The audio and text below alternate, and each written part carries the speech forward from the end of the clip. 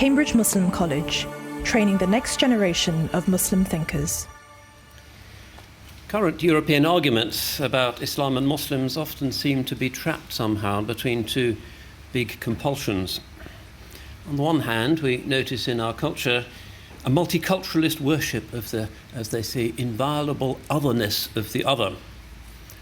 The philosopher Slavoj Žižek calls this almost the hegemonic ethico-spiritual attitude of today's intellectuals, and this, he thinks, is intolerable because, as he puts it, the assertion of otherness leads to the boring, monotonous sameness of otherness itself. Still, this arid but dominant intellectual position tends to place Muslim unassimilability with all other signs of otherness, whether these be post-heteronormative sexual identities or animals with rights or Sinti antinomianism. It's a permissiveness whose fragility is always exposed when the permitted, tolerated other expresses its own lack of permissiveness, as with the Danish cartoon crisis, for instance. The second compulsion, according to Erik Rasmussen, is the superego injunction to enjoy transgressive pleasures. This is the second compulsion.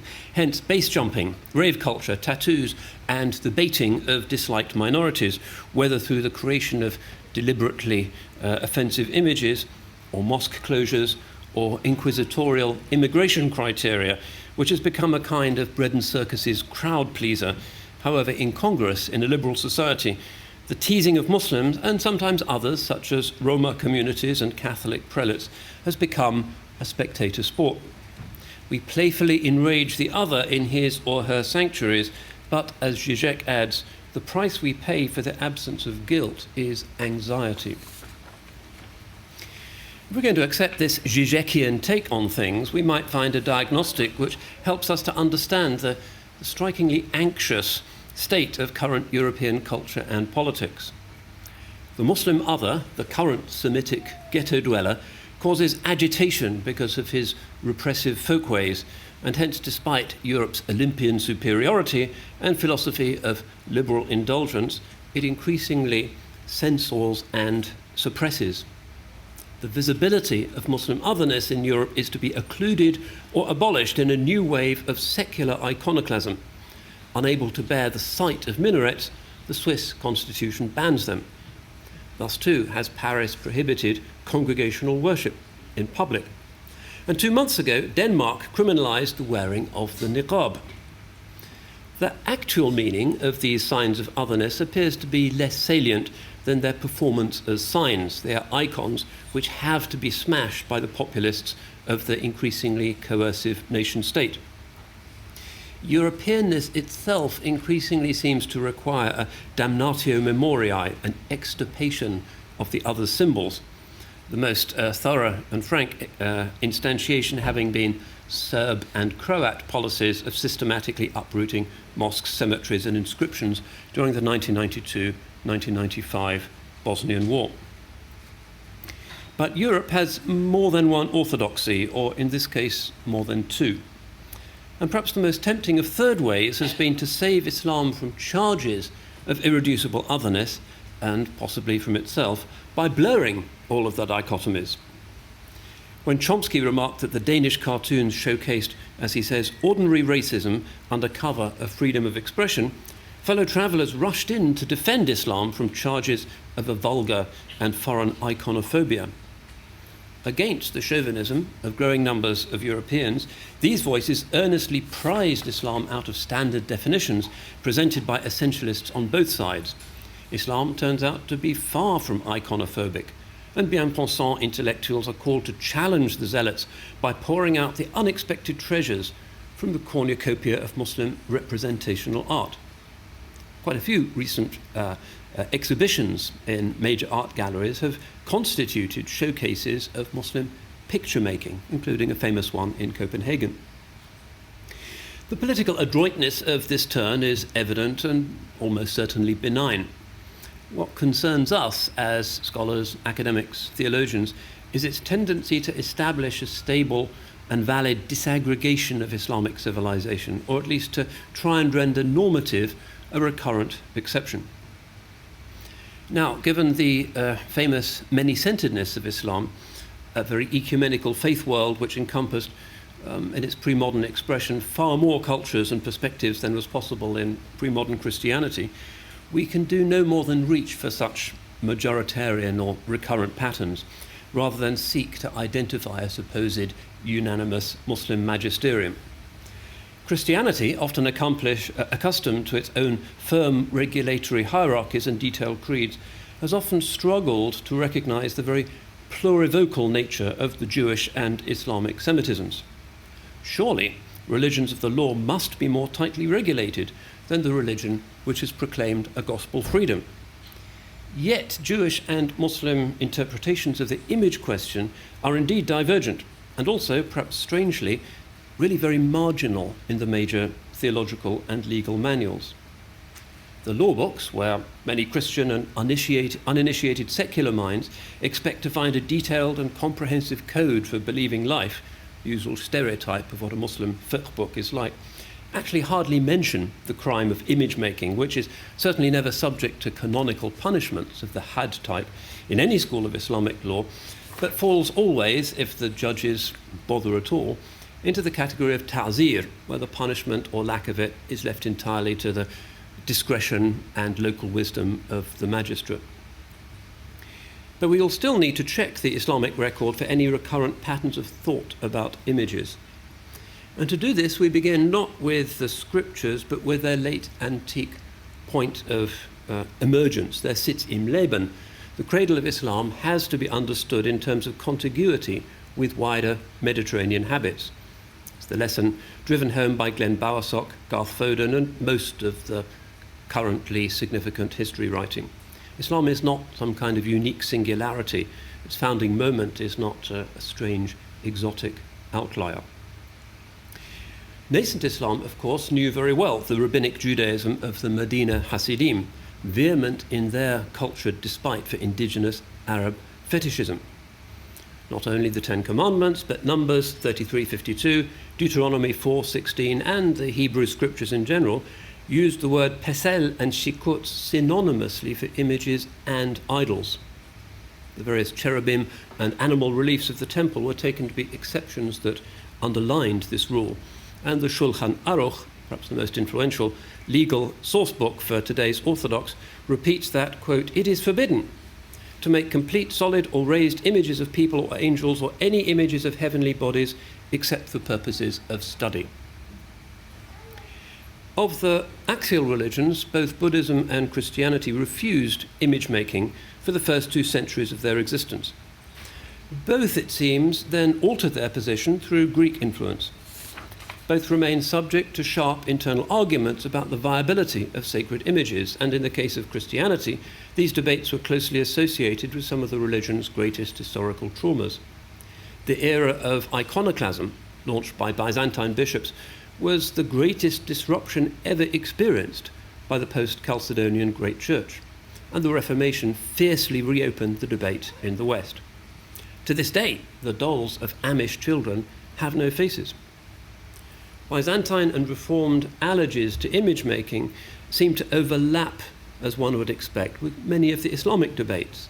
We're dealing with, as Denise Masson puts it, the 3 ways of the one, a ternary of interlocking families of discussion and debate.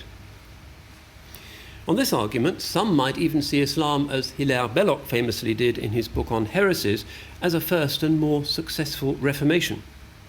Calvin rejects priestcraft, relics, indulgences, organs, and images, and so does Islam. Belloc actually construes Islam as functionally a Protestant Christian heresy rather than a new religion. So when the Norwich Chapel, in which my own family worshipped, became in 1977 a mosque, no awkward iconoclastic episode was required which might obstruct the approval of the city planning or conservation department. The walls and the windows were already plain. Ditto also for the Huguenot Church on London's Brick Lane, which had served for a century also as East London's major synagogue before becoming a mosque. Perhaps then, if our purpose is to de-other the Muslims in the face of European prejudice, we should be looking at this sort of convergence rather than at the effulgence of Muslim figural art, One can belong to Europe and not be an icon lover. And yet the two most interesting recent discussions of Muslim iconology by Alain Besançon and Sven Lüttiken interrogate the simple understanding of a one with three cognate ways. Islam, on their appreciation, is indeed distinctive, and its habitual iconology is new and revealing. For Besançon, in some suggestive and luminous passages in his book The Forbidden Image, Israel's burning bush and its unpronounceable name for God signal the people's remaining in waiting, since the defining messianic breakthrough still lies in God's future. Then alone will the fullness of temple worship be established, Jewish law confirmed, and a decisive theology become possible. Meanwhile, living in exile or under Roman or other Gentile rule, provisionality and circumspection entail concessions. The famous Rabbi Akiva even allowed Jewish craftsmen to fabricate idols for the Gentiles and was happy to drink from a goblet bearing the image of fortune. Jews in iconophile Europe regularly illuminated their manuscripts with biblical vignettes. Those who lived in the abode of Islam usually did not. Everything seemed to be provisional while the Jews waited. Besançon contrasts this very starkly with Islam. He writes, "In Judaism there is a low upper limit to art because Israel is in waiting, and the face-to-face vision that art might procure would be an illusion, in other words, idolatry. That is not the case for Islam. There is no waiting, but an eternal present under the dazzling light of revelation." He goes on to explain that there is no questing or urging in Islamic art, no dynamically straining figures, for God is not absent and man is not fallen. Only a kind of Platonic recollection is required. Art, therefore, simply brings to the visible surface the nature of things. The confirmation of this comes from two recent Christian essays on the famous Mogul miniature based on a Dürer engraving of St. Jerome, now held in the Qatar Museum of Islamic Art. One of these two authors, Jabbour ad-Duwayhi, is a Maronite, a Lebanese Catholic, and Raja Shehadeh is a well-known Palestinian Anglican. But both, reflecting on this image, comment on the peacefulness of the Muslim recalibration of the picture. Islam, they write, cannot bear the straining of the Christian saint, his erotophobia, his determination to treat exile in the natural world as mortification rather than reunion. Islam's insistence on God's mercy makes the image's original purpose, a punitive meditation on suffering, unintelligible. Wherever Muslims attempt painting, even for their emperor's discreet private case, the veiling of God accomplished by the Western Christian pessimism about nature proves just intolerable, and hence the rich palette of torn human emotions, which makes figurative art great, simply struggles to find roots in Muslim soil. Besançon also discusses the conventional argument that the Quran hardly concerns itself with the question of images. He insists that this reflects the assumption carried within the text of the inconceivability, in any case, of a Muslim icon. Judaism needed the commandments to limit the risks of its often anthropomorphist scriptural theology. The Quran evidently dispenses with them.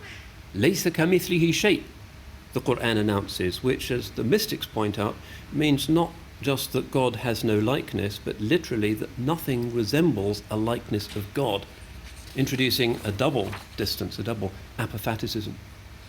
The interdiction is fully supplied in the verse in Surah 112, "Nothing is like him, lam yakun lahu kufuwan ahad." The explicit prohibition of something impossible would be otiose and strange. Besançon, of course, does notice the luxuriant and luxurious Umayyad images of hunting scenes and buxom maidens. But like Creswell before him, he observes that image-making in Islamic civilization was a private rather than a public pursuit, maintained not on walls but in books which were usually kept closed. Sumptuous Ottoman albums in which miniaturists depicted the sagas of prophet sultans, Persian kings, dragons and demons were understood to be for the personal delectation of a palace elite on whom formal religious edicts might sit rather lightly. Such cognoscenti also maintained distinctly transgressive traditions of pederasty and wine consumption, as part of a refined courtly culture with roots in ancient Persia. But these pictures are still Islamicate, not Islamic. They're no more indicative of Islamic concerns than is, for instance, the purchase of Leonardo's painting Salvator Mundi recently by agents understood to be acting for King Salman of Saudi Arabia. Muddied culture is not necessarily reflective of the deep impulses of a devout civilization. Abu Dhabi spent tens of millions on a Picasso exhibition in 2008, but only a handful of locals attended. Qatari Elites by Damien Hirst, but his motto, "Death without redemption," is probably not shared by most Doha residents. The second and most recent author is the art critic Sven Lüttigen. His book appeared in the wake of the Danish cartoon debacle, and he reflects on the Jyllands-Posten depictions of the Holy Prophet, which I quote, as he says, caricatured him in ways that sometimes seemed racist and oddly reminiscent of anti-Semitic caricatures of old. The iconodual European self-definition as non-Semitic again fixes on the image question. But actually the real trigger for his book seems to have been a quieter moment, a 2007 exhibition by Amsterdam artist Gert-Jan Kokken, which took the form of fine-grained photographs of statues which had been defaced by the Reformation and its Bildensturm. While Kokken holds no religious brief, he challenges us to view the headless statuary as less aesthetically fulfilling than our imagining of the intact originals. There is here an aestheticism of iconoclasm which is not simply a provocative vaunting of the modernist turn away from representation. By violently insisting that stone cannot do justice to the imago Dei or to our complex and fleshly, not stony, humanity, these photographs force us to wonder whether any serious humanism, whether sacred or profane, can be carried by representational art. Lüttigen teases us with this thought. But he then traces monotheism's travails with images back to their origins in Plato. This, incidentally, has been considerably clarified by Robin Jensen in an article on early Christian aniconism published last year in the journal Religion. Early Christians declined the use of images not out of obedience to the second commandment, but because they were themselves invested in complex Hellenistic arguments about the religious efficacy of images. Lüttigen sketches Plato's distinction between true and false images, eidos and eidolon, the former being only accessible to gods and true philosophers, and the latter being necessarily contaminated by human psychic residues. When Christians identified the Logos as identical with God the Son, he says, they faced a problem from which Philo and Judaism had been exempt. The Son is consubstantial with the Father, but he too is an image of the Father. Like the Semitisms, Christianity affirmed that man is in God's image, and yet so too is Christ. Physical images, then, Lüttigen says, were apt to involve the Christian in a destabilizing paradox. Judaism, by contrast, could maintain the Logos in its unincarnated form, and Islam also, although its thinkers tended quite often to vacillate between considering Scripture or the Nur Muhammadi or both to be a sort of Logos principle. With the two Reformations, the founder of Islam's in the 7th century and Calvin's in the 16th, this unresolved tension broke surface again. How could an artist depict the intersection of infinity and the sublunary world? Here in Cambridge, there were many arguments. Launcelot Andrews at Pembroke College insisted that images of Christ were Nestorian because they could show only one of Christ's natures. And Calvin, we've had his followers here, preached as follows: "Behold, they paint and portray Jesus Christ, who, as we know, is not only man, but also God manifested in the flesh. And what a representation is that! He is God's eternal Son, in whom dwells the fullness of the Godhead, yea, even substantially. Seeing it is said substantially, should we have portraitures and images whereby only the flesh may be represented? Is it not a wiping away of that which is chiefest in our Lord Jesus Christ, that is, to wit, of his divine majesty? Yes, and therefore, whensoever a crucifix stands mopping and mowing in the church, it is all one, as if the devil had defaced the Son of God." Again, in Cambridge, the populist Ridley further worried that the extreme difficulty of a Christologically proper iconology would lead the masses into idolatry. And this too really echoes a very familiar Islamic concern.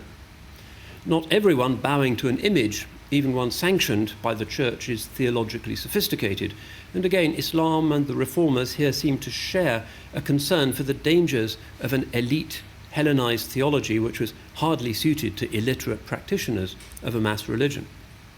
Instead, the Hagia Sophia's tempting images would one day be prudently whitewashed and replaced with scripture, the word made word, as it were, much less liable to be idolatrously misunderstood.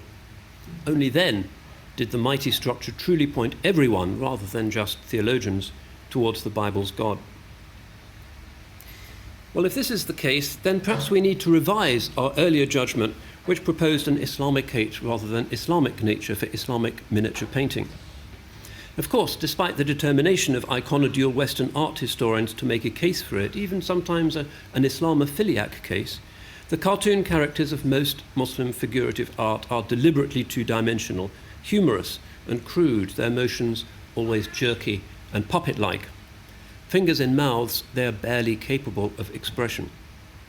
When surrounded on their pages by the superb hieratic abstractions of Islamic calligraphy, their status as a minor art becomes flagrant.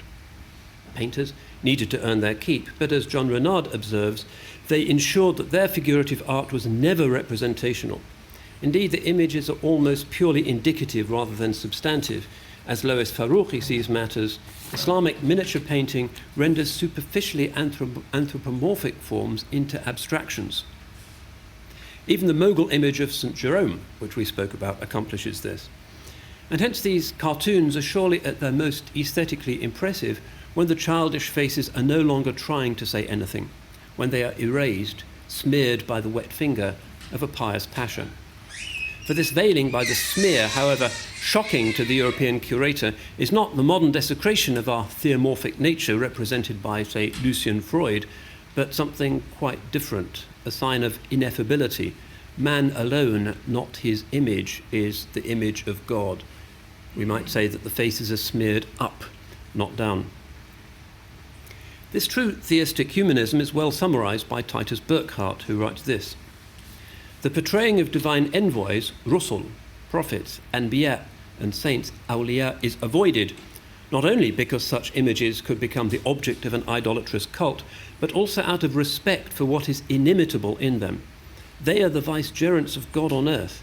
It is through them that the theomorphic nature of man becomes manifest. But this theomorphism is a secret whose appearance in the corporeal world remains ungraspable. The inanimate and congealed image of the man-god would be merely a shell, an error, an idol." To this general summary, other considerations have habitually been made by Muslim skeptics. It's not only that an image of a created entity, when purporting a spiritual or aesthetic purpose, necessarily falls blasphemously short of the luminous reality. After all, who would prefer the Rukbi Venus over the lady herself? But image-making passes the sublime through a more or less fallen human filter, precipitating the congealing of which Burckhardt writes. Feminists nowadays object to much Christian iconography as pushing God down into a gender, which is why Mary Daly thought that Christolatry is idolatry, while Rosemary Ruther found a new Christological paradox by theorizing on the non-masculinity of Jesus. Similarly, race activists habitually protest representations of the incarnate God as white, and black Muslims in America have seen this as a token of Islam's universality. Only aniconism, being without images, can save us from intermediary representations which introduce racial or gendered specifics. Moreover, Muslims, Burckhardt included, observe that iconographic genres are vulnerable to a decline into sentimentality, which can make the spaces they condition uninhabitable. Observing the iconography of many churches, young visitors often find themselves alienated. Those images of the Sacred Heart, which were once there to facilitate the religiosity of the masses, now often seem to obstruct it.